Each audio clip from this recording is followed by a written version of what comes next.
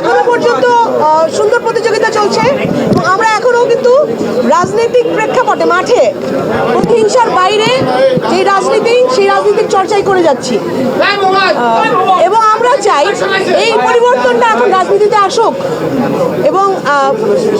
অপরাজনীতি বা প্রতিহিংসার রাজনীতির শিকার হয়ে 15 বছর যারা জানে যে তার জন্য